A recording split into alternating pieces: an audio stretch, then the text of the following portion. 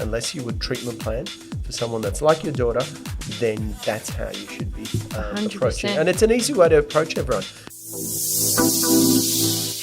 So I feel very privileged that I have the famous Dr. Fadi in my chair at the moment. Infamous. The funny doctor. Welcome. Thank you. Pleasure to be here. Yeah. It's interesting. Like, I love having people in the industry and, like, you're not really in my industry, but same. It's really nice to have you here. No, I think it's your industry. Yeah. There's a lot of crossover. We do. Lucky that Peter Nicholas introduced us. Yeah, that was a very good introduction. But I think we knew each other sort of through social media and Instagram. I was and always liking your photos. You were liking mine. Yeah, that works well. Yeah, but you've been obviously around forever. So. Oh, thanks. Yeah. No, it's been a while. I've been close to 30 years in the industry. Wow. Yeah. 30 years. So did you do dentistry in uni? No. I just did just mechanic course, but with some, a few extra. No, of course. Bit of nuts So and bolts. I did dentistry. I graduated in 1993. Yep. So completing about 28 years. Wow. And then so after uni, where did you go? Did you start your business straight away? No. I started working with my mentor, who was an amazing dentist by the name of Dr. Ian Walters. Okay. He was practicing at the time. He was in his 40th year of practice. He was amazing. Just changed my perspective on dentistry. Mm-hmm. Very, very strict and disciplined. Yep. Opened my eyes up to sort of multidisciplinary treatments. He was one of those amazing dentists that did his own orthodontics, understood aesthetics. We're talking, early 90s, and he'd been doing it since the 60s. Wow. And when you sort of see someone that's such an amazing practitioner and so motivated, he would have been in his late 70s when I met him. Mm-hmm. And it was like he just graduated. And I really said to myself, respected? That's amazing. He's one of the most respected dentists. And that's when I said to myself, that's what I want. That's who I'm going to be. I want to be like that at 80 years old, totally in love with my profession. Yeah. Happy to be at work. He was still learning. He was doing courses. He was enrolling in courses. It was unbelievable. So for me, when you get someone of that caliber, and it sets you on the right path, and that's one bit of advice. I get a lot of young dentists coming up to me, what do I do first? You just got to find yourself the right mentor, someone that you can sort of see that you can relate to, and that's the person you sort of aspire to. Where were you located? Was it in Broadway? No, it was actually right in the middle of the West. It was in Lakemba. Doesn't get any better than that. Doesn't get better. Yeah. So he was established there nearly 50 years ago. Wow. And it was quite an affluent suburb. He lived in Lugano, and it was considered one of the most beautiful practices in Sydney. Wow. Yeah. Did you live out there? I lived not too far from there. I was in Hurstville. Oh, yeah. Beautiful. Yeah. Did you grow up there, did you? Between Hurstville and Ashfield, yeah. Wow. And then working out a lot of our clients these days are out in Bankstown, Liverpool, all those areas. But interestingly enough, so you probably know his daughter. Who is it? So he's Dr. Kim Carr's dad. Oh. So that was Kim's dad. Who Oh was my God. my mentor. Yeah. What a small world. Yeah, so I met Kim 30 years ago. She's a great dentist as well. She is. Yeah, so very small world. So I came out and they were practicing in Double Bay once or twice a week at her ex-husband's practice as well, doing orthodontics only. Yes. So, that was... wow, what a small world. And you're still obviously really close now. Yeah, I mean, they're both in their 90s. Wow. Yeah. Incredible, hey. Yeah, fit as a fiddle, touch wood is, they're but amazing. Honestly, you're exactly the same. Oh, I wouldn't go No, you are. You honestly are. Like, I'm going to say 21, but floating your boat a little bit. But but fit, like energy, the feel, like the funniness of you, everything about you is what makes you Dr. Fadi. No, it is. It's true. I guess, you have to be like that in the sense of it's a very, very tough profession. Yes. You really got to devote a lot of your inner self to each patient, and some of these procedures are very complex, and you can't give token sort of relationships with each patient and with each case. So you really have to be very energetic. You really have to give it all. And you can only do that if you love it. I love it. Exactly. I love it. My wife thinks I'm a nutter. I'll be in bed on my phone or iPad watching dental stuff. What is wrong with you? Like, why don't you read a book? I said, then I pull out a textbook. She goes, you're a nerd. Literally. That's why I married you. I'll read a book. She goes, that's not a book. But you have to love it. And the reason I love it is because there's always a new frontier. I'm always learning. There's always something. There's always something that you don't know. Yeah, it's and so you want true. it better. And that's the beauty of dentistry. That's why, for me, I chose the most amazing profession. You did. And like dentistry has got the highest suicide rate. Yeah. So you have to be fit. You have to have your mental health super all over it. Otherwise it's... And you can easily see how you can succumb. And it doesn't have to be one thing. It can spiral. Yeah. And so you need a good support network. There's a lot of good dentists around now, a lot of awareness. Yeah. I did I had a lovely chat with a colleague of mine in the States. He's quite a famous dentist in LA, Kyle Stanley, who's always talking about mental health side of it. And we spoke about it for 2 hours.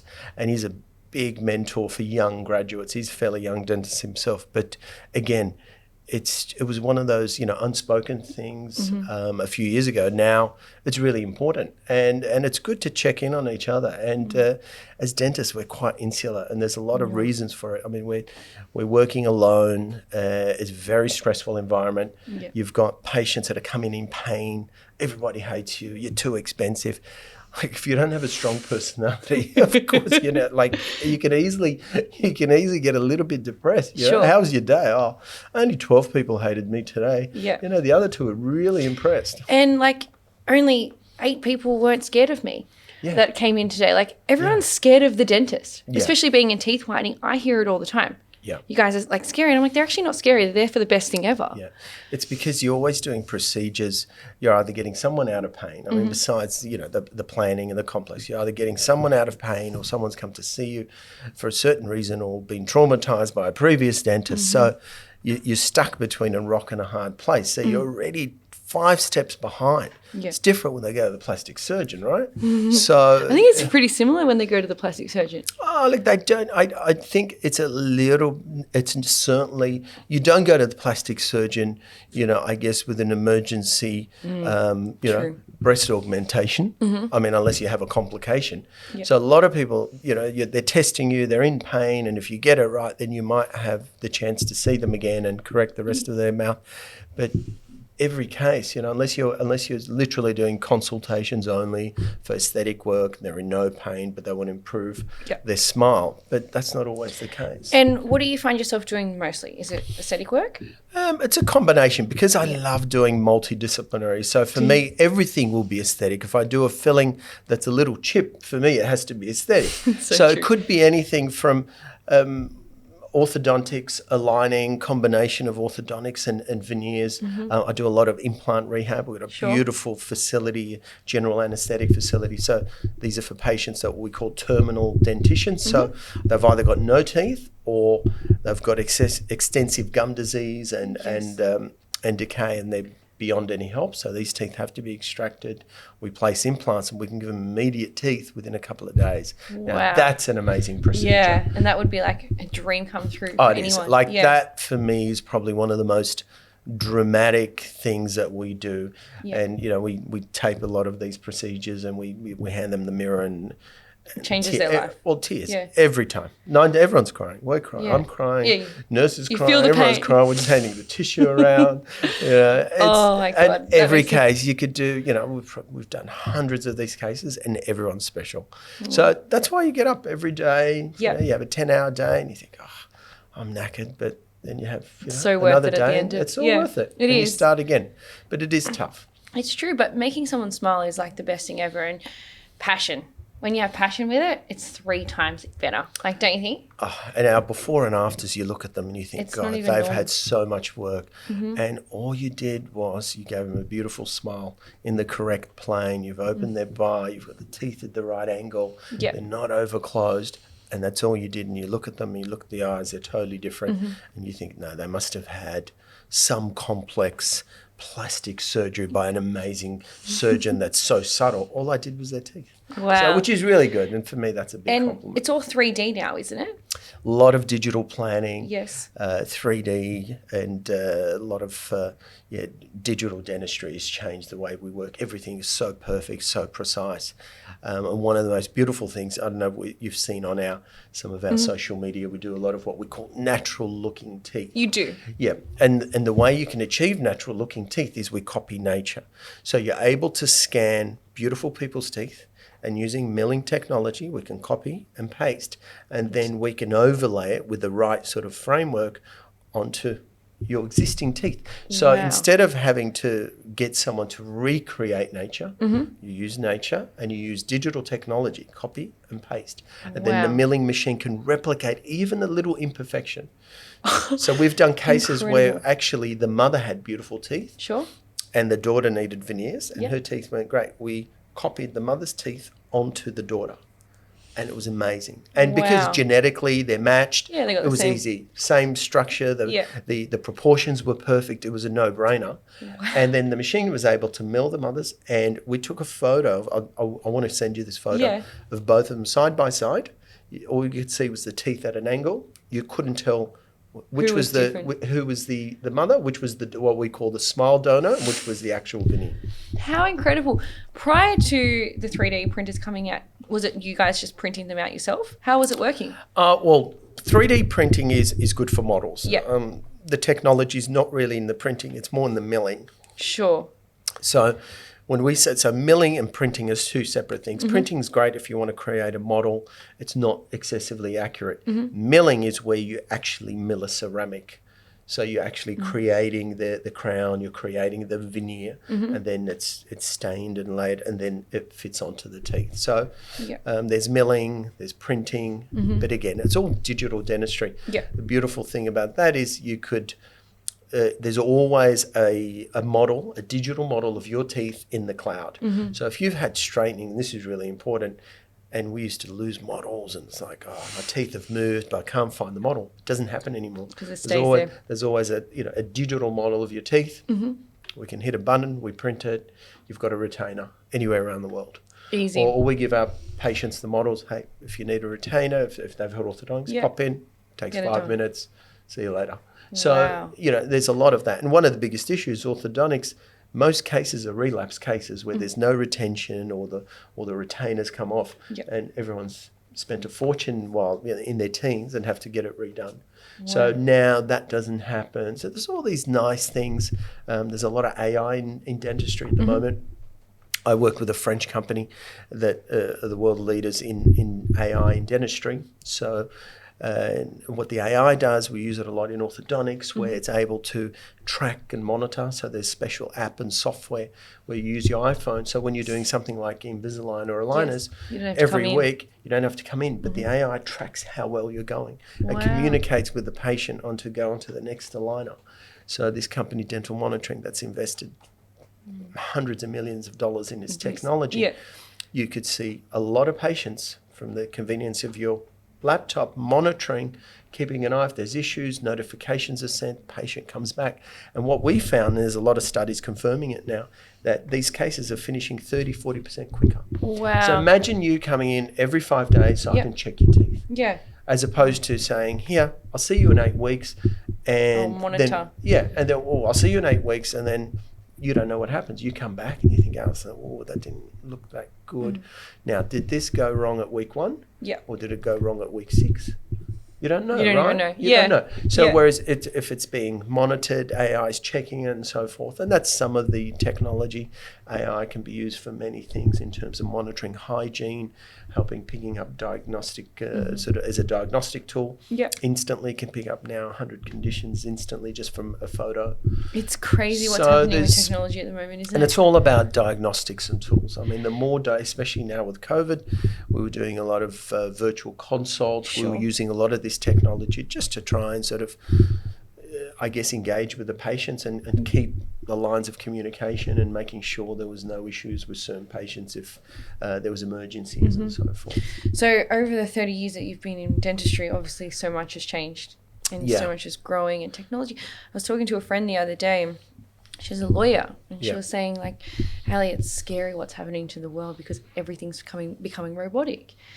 Like the people in, essentially lawyers, doctors, they're all going to lose their jobs sooner rather than later because of all the robotic things. Like it's taking over our positions. Yeah, no, I don't believe that. I didn't agree either, but it was crazy how she was. Yeah, there's a lot of technology, there's a lot of AI, there's robotics. At the end of the day, you still need to plan, you need to design. You know, you might make one job redundant, but there's now, in our laboratory and so forth, and our digital planning, now there's an army of digital planners as opposed to an army of technicians that were there 15 years ago, you know, pouring up plaster and laying ceramic. Now it's an army of computer geeks making it perfect. where I will write a prescription. I said, here, this is the design I want.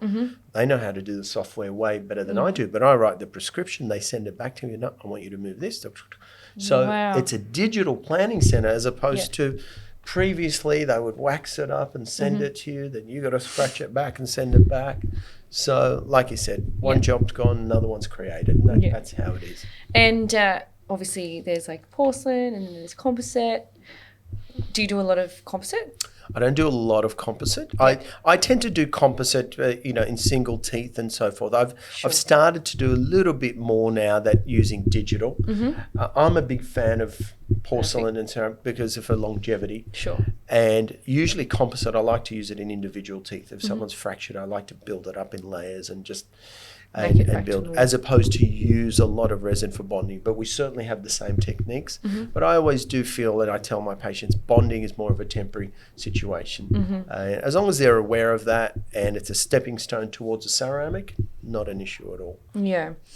Obviously, one of the questions that I get a lot is teeth whitening available for people that have veneers?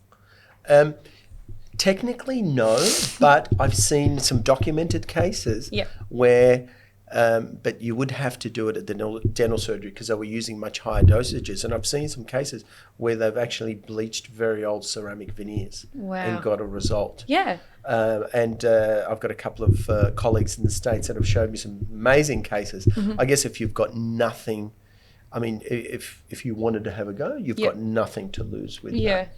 Well, obviously we do here and there. I'd always tell the client that if you have your teeth whitened and you have veneers, it's only going to take off the excess or the external, essentially. Especially depending on the percentage that you're using. But if you've got a full set of veneers and you use a very high dose, there will be an effect. But generally, I don't know, what dosages are you using in yours? That's not going to happen. All you're going to remove is some extrinsic staining. That's all we're doing. We always tell our clients it only takes it back to the original colour. It's never going to actually whiten them. I mean, if anything, it might be a little bit of extrinsic stain removal and so forth, but 6%, not really. No. Let's hold it there. I really, really want to go into it after. We're going to take a break and we're going to be back. Sure. Are you wanting a dramatically whiter smile? If you're a coffee drinker or a lover of red wine, then Sparkling White Smile's Premium Ultra White treatment is for you. The Ultra White treatment consists of 2 sittings 1 week apart. This headlining treatment is tailored to leave your teeth up to 14 shades lighter post-treatment. For bookings and inquiries, send an email to info@sparklingwhitesmile.com.au. That's info@sparklingwhitesmile.com.au. So, Doctor, I remember when we went out for dinner one night, you said that you did a PhD in dentistry. I did a master's in aesthetic dentistry at the King's College of London. And my final year, so it was 3 years, in the final year, you have to write a dissertation paper, which is like a mini PhD. And it was 10,000 words, and mine happened to be on whitening. The wonderful whitening. Yeah, tooth whitening. I would love to hear a little bit about, a lot of people ask us the difference between cosmetic teeth whitening and dentistry teeth whitening. So love to hear your advice on it. The thing when you get your teeth whitened at the dentist, the advantage you have is you can be assessed. So someone that's an expert in that field can tell you, well, this tooth is going to change, this one you should avoid, your gums are a little bit tender. So you have the ability to sort of make those assessments. Sure. And at the same time, you have the ability to I guess, administer different concentrations and different types of whitening products that suit that patient. At the end of the day, most whitening products will whiten your teeth. Yeah, I remember you it's saying related to concentration over time. Exactly If right. you use 9% over a number of weeks, it will get you the same as 35% in an hour. Agree. So, and that's something that you need to understand. So, I guess the advantage of in certain areas, and I feel in the dental office, is that if you're using some of the higher concentrations, you can protect those teeth. Sure. So these are the things that we have to look at. But for me, diagnosis is a big deal. Yeah, and I think what happened when I first started teeth whitening, it was like I was kind of the first to start. So I was probably in every single dental forum. I could imagine the conversations that would have been happening. But over time, a lot of dentists have started to communicate with me. I get a lot of them into my franchise training, and I started to work with them. But how I did that was more sending all our clients to dentists first. So they all went. We wouldn't actually whiten their teeth or administrate their teeth before they had their teeth checked. And that's how the morale of the company started, because it was obviously a grey area for a long time, and had a lot of backlash from dentists when I first started. But I think the reason why we did it so well is because we had dentists training us in like the gum protectors, and then obviously we had all of our clients going there having the cleans first, which is very important. And we wouldn't actually do anyone's teeth unless they were advised. We hired like the hygiene girls to come and work in our office, and they sit there and watch all the photos all day, and they'll say yes or no. And I think that's how it's been so important to me, because the hygiene and the health of the teeth, I didn't want to do anyone's teeth that we knew that was going to cause more drama for them. It's only going to cause you more grief. So spending that little bit more time, what you've done, you've sort of circumvented or you've sort of almost mimicked a good dental model. So if someone comes into our practice, we assess them. Say, yep, you're suitable. We'll do whitening. If they come in and they're not suitable, I'm not going to do it. So all you've done is got a professional opinion. Yep, they're good to go, and you're doing it. It's no big deal. Again, especially if you stick to that and you're adhering to that, and you've got good people assessing your cases and are fully aware, and most dentists are, and then I don't see an issue with it. They just choose to have the whitening with you. If it's had a sign off, then it's not an issue at all. Are you guys using Zoom? Is that the company that you guys Yeah, we use Zoom quite a bit. Yeah. It's on a case-by-case. Higher concentration, it's going to be more sensitive. And these are things that you need to assess. But they all work. Are you doing an hour, 2 hours? It generally takes about an hour and a half, depending. We try and get all 4 sessions out if they can, and if they're not too sensitive. Again, you just got to gauge each session, gauge the result. Some people get really sensitive. Some people use a lot of products which they don't tell you about. So when they come in and you do the first session and it's on high and it's 35%, and they're getting really sensitive, then you realise. Are you using 35% hydrogen peroxide? I think we're using carbon monoxide. Okay. Now, hydrogen peroxide, 35 hydrogen peroxide is quite sensitive. Super. Yeah. And the handling and so forth. Look, if you know how to handle it, it's not an issue. Sure. But like I said, for me, I don't have an issue using a lower percentage over a longer period of time. It's a weed. So things like, tetracycline staining, and one of the paper, or quite a few papers that I'd sort of read whilst doing my master's showed that you can continue to use something like 9% all the time to reduce the base colour. Now, you're not going to get rid of the tetracycline banding, but you can certainly get a huge improvement, but you can use it over, pretty much the course of the year. And then with like the calcium spots and stuff, like I've always been told that all the teeth will essentially be the same colour as the calcium spots, but it's a long time of whitening. You're talking about the flex and stuff? Yes. No. So I'll give you the best way to treat flex. Yeah.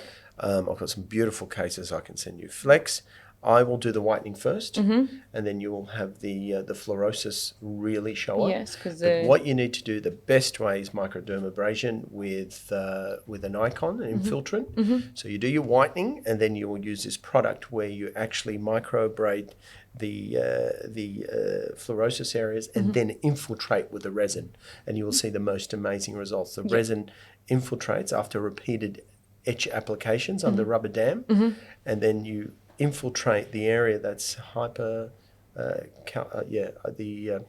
fluorosis area, and then you will infiltrate it with the resin and watch it blend in.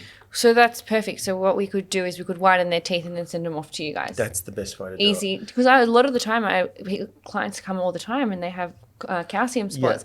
And I'll always say to them, we can't get them white straight away because they'll go really dehydrated. But over time, essentially, they will come up. But that's so much easier for us. The Icon technique, it's a German product, and I've been using it for 10 years now. Wow. And it's such a non-invasive technique. Yep. You're able to infiltrate these areas of the spots, and you see it looks fantastic. But you do all your whitening first. So, for example, how much would that cost? If say they come to us, we whiten their teeth, and then we send them off to you guys.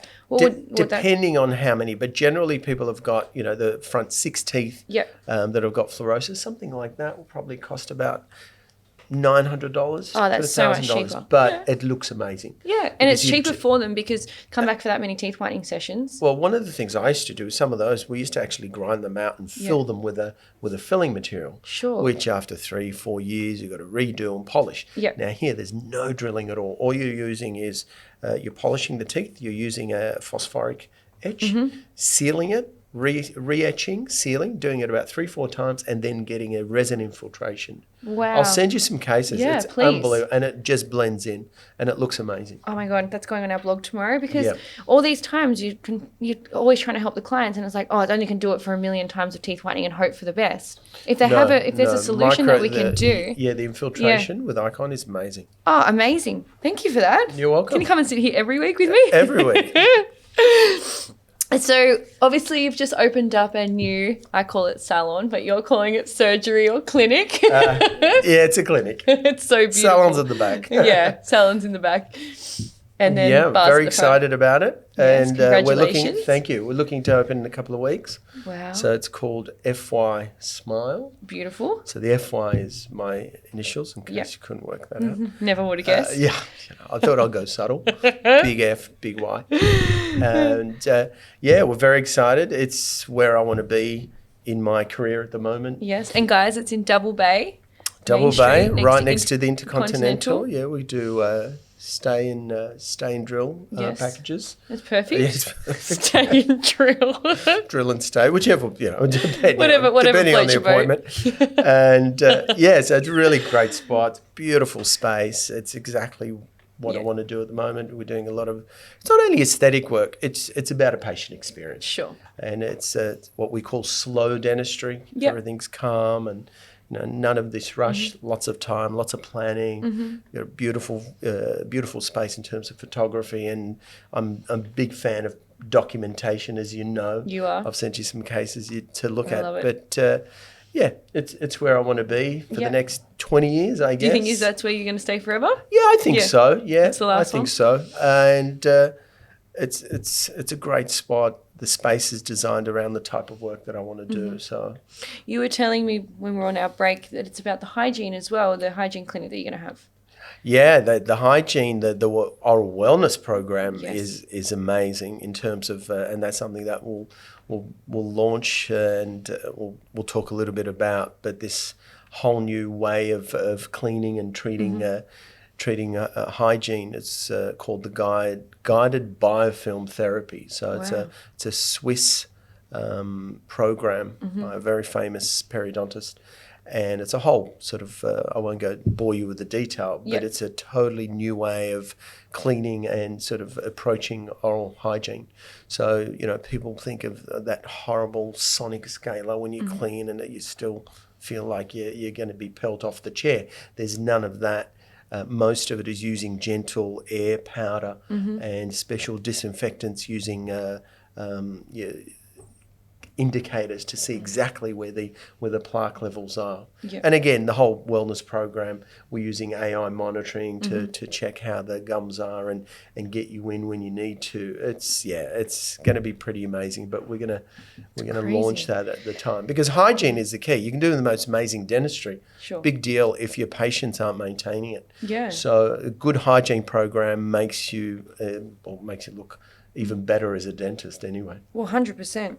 And you guys do that very well. Also, obviously, a lot of your clients, and they're doing a lot of veneers. So your clientele, is it always consistently high-end? No, not really. I mean, my clientele come to me wanting to do something about their smile. Sure. And for me, it's I assess and I look at each case as though what I would do for myself. Yeah. I mean, I lose a lot of veneer cases because I wouldn't do them. I don't think a lot of patients need them as Really? much as they do asking for them. Mm-hmm. If I feel veneers aren't ideal or you can get the same result straightening your teeth, I will push straightening the teeth. Sure. If the patient says to me, well, if you don't do them for me, I'll go somewhere else, well, I'll do them for you. Yeah. But it does. I don't have a cookie cutter approach where everybody comes in, I just veneer them. Mm-hmm. I really do feel if I would only do for them what I would do for myself. Sure. Or there's a great paper called the Doer test. And it's actually written, unless you would treatment plan for someone that's like your daughter, then that's how you should be approaching. And it's an easy way to approach everyone because if you follow that sort of mentality, then it's easy. Then you'll be consistent. I couldn't agree more. And you do sleep well at night. I feel great about whatever I do in the sense that I don't feel I've underdone treatment. But if you keep that mentality, then you're consistent. It's incredible. And to stay consistent over 30 years, it's tough. But if you set yourself that protocol, then it's easy. No, you've done an incredible job, and your brand is everywhere. It's you. And you think of dentists, and you're always Dr. Fadi. Well, with those big letters, you can't really miss it, right? Thank you so much for coming on today. Thank you. Absolute You have been pleasure. amazing. Anytime. Can't wait.